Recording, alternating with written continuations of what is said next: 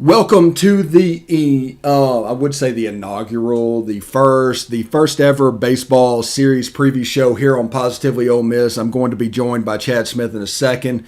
But before we get into it, I do want to tell you about the Vault Society. The Vault Society is kind of a special giving program to the University of Mississippi. And all gifts to Ole Miss between now and June 30th will receive triple points.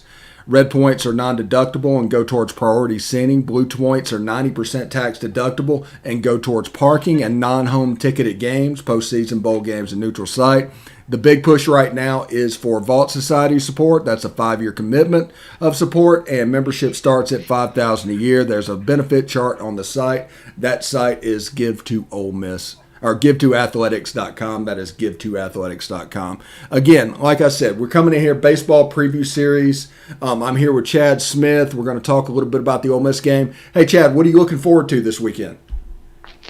I'm looking forward to college baseball returning to one of its grandest stages.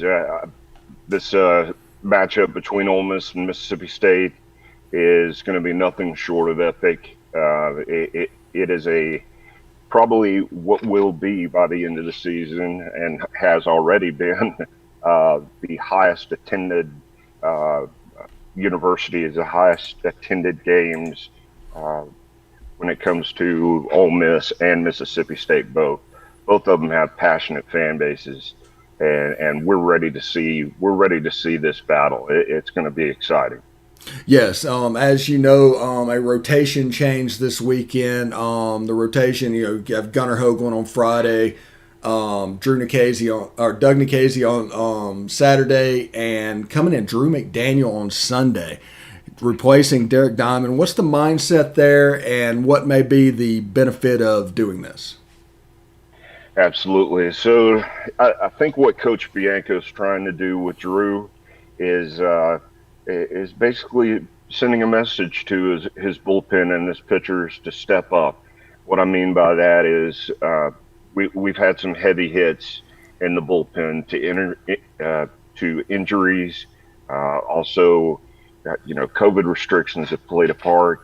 So Drew needs to get in there and take the reins from an Ole Miss starting position that has been kind of shaky over the past 2 or 3 weeks with Derek Diamond. So Drew is actually going to get his opportunity, and he's earned it. He's 4-0 with a 2.9 ERA, and unfortunately, he's got to start in one of the most hostile environments known to a Rebel. So it's definitely going to be something to look at, because McDaniel needs his chance. He's earned this. He's going to go forward, and I think he'll do a very good job for the Rebels in the Sunday starter position.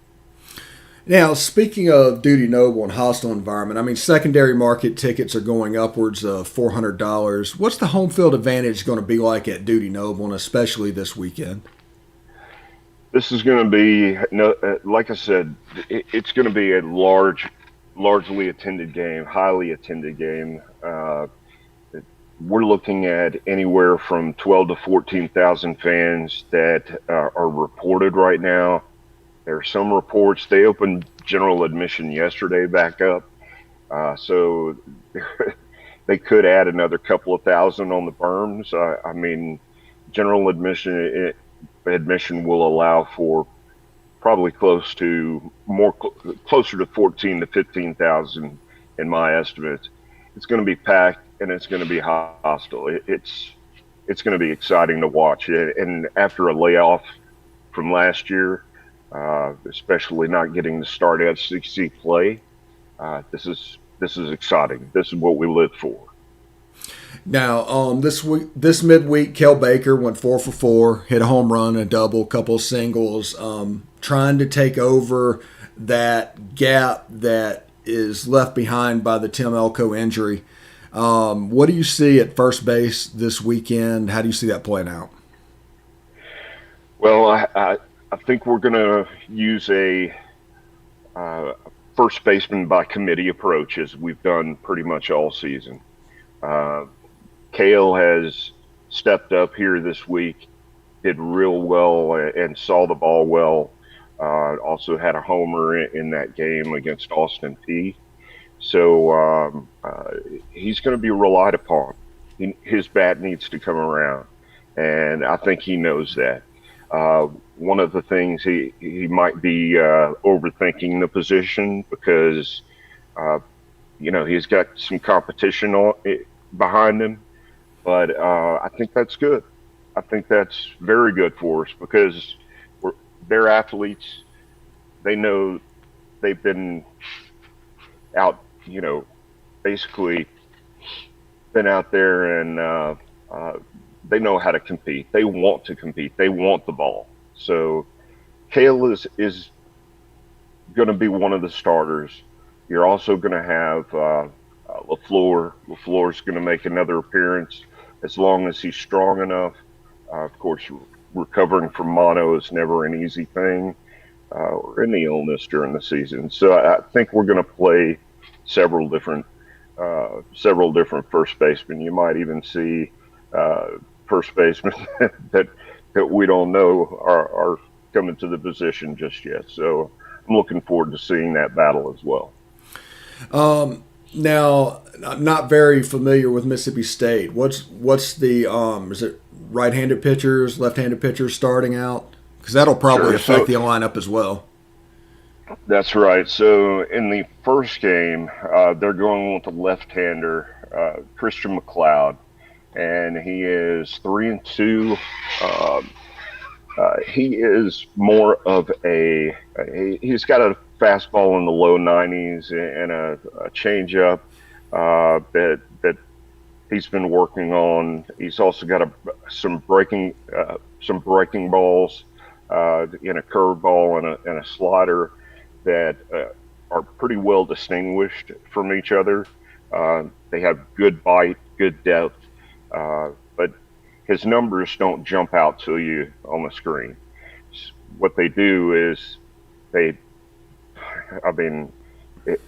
he has the command and the ability to locate his pitches more strategically throughout the lineup, and he'll mix them in with a different mix over his start, and he's going to be a tough matchup for Rebel hitters.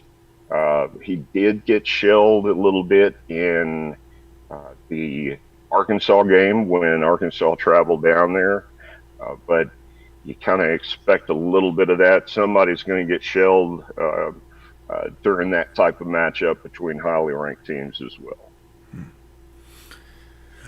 What are we looking at Saturday for their starter? Saturday, they're coming up with a right-hander, Will Bednar, and he's 2-0. He's got a 2.1 ERA, and he's more of the burner of the starting rotation for State. He's got a 94 mile an hour, 92 to 94 mile an hour fastball, and he pushes that up for his plus fastball into the 96 mile an hour range. With that, he also changes speeds. He's also got a sweeping slider that comes in and expands the zone. And he's got a changeup that he'll use occasionally. But these are the pitches that he's good at. It helps to change the level of the batter's eye level, and just throws the batter off tremendously. So Bednar is going to be one of those that we need to make sure that we get on the fastball early. Without getting on top of that fastball early, it's going to be a long day for Ole Miss. Okay. And who's going up against Drew McDaniel on Sunday? Absolutely. We're looking at a right-handed pitcher, Jackson Fristow. He's 3-2. He's also a true freshman, and he's got a great fastball as well. Tops out in that 95 to 96 mile an hour range. He's also got an 11 to 5 curveball that has good depth and a slider that he also works in his line, in his arsenal. Um, but he's got the potential to develop a changeup as well. But right now he uses it rarely. So what I'm looking for is him to come out. He is one of those pitchers, being a long, slender frame, wiry frame, if you will. He is one of those pitchers that can get out of sync in his mechanics, as we've seen with large pitchers before. We've got one of them ourselves in West Burton. So if we can get him out of his rhythm, throw him off of his mechanics, then we'll be in good shape and we'll be able to uh, provide some run support, some good run support for Drew McDaniel in that start.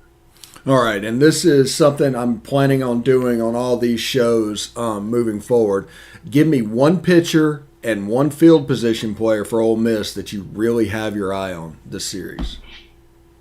One pitcher that I'm going to look to step up this weekend is I think uh, we need Taylor Broadway to step back up. We need Broadway's been a rock. He's been fantastic, and Broadway this past weekend with Arkansas came in, closed down the Saturday position.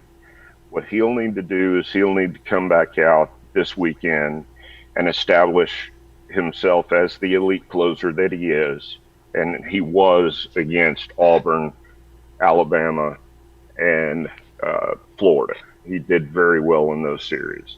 Uh, this is not going to be an easy task. I'm also going to give a tip of the cap to uh, we need to see Jackson Kimbrell come back up as well. Jackson Kimbrell is developing. He's a work in progress as a freshman. We need to see him step up out of that bullpen for us to be successful and really push us going forward. It really is all about the freshmen this year stepping up and making the most of their opportunities. All right, and position players, who are you looking at? Position players, Kale also needs to continue his development.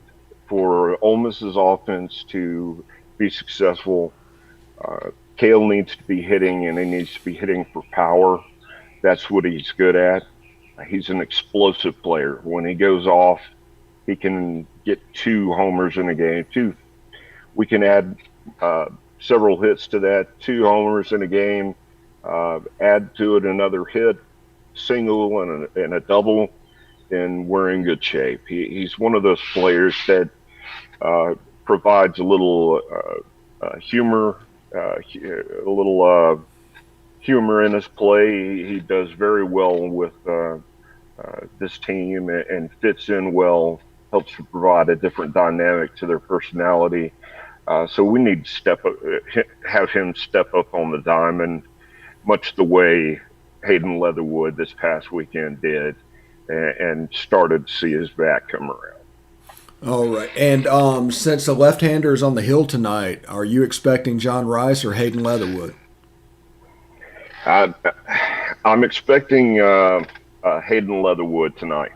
Okay. I know the left-handed pitcher matchup is coming into play there. I think John Rice needs a little bit more batting experience to face these elite Friday starters. It's if Hayden does not come out and do well in the next in his first couple 2-3 at bats in the lineup, you could possibly see John Rice come in late. But John Rice will be used for his running abilities in this series more than we've seen him over the past couple of weekends as well. And Van Cleve at DH, you think? Van Cleve, I do believe is going to be our DH tonight, going into Game 2 and Game 3. they will change that up. But I do believe that Van Cleve will get his opportunity at DH with that left-handed pitcher. All right. Ole Miss versus Mississippi State. First pitch tonight at 6 o'clock Central. That'd be 7 o'clock Eastern if you're in the palatial Central Florida studios like myself. But tune in on SEC.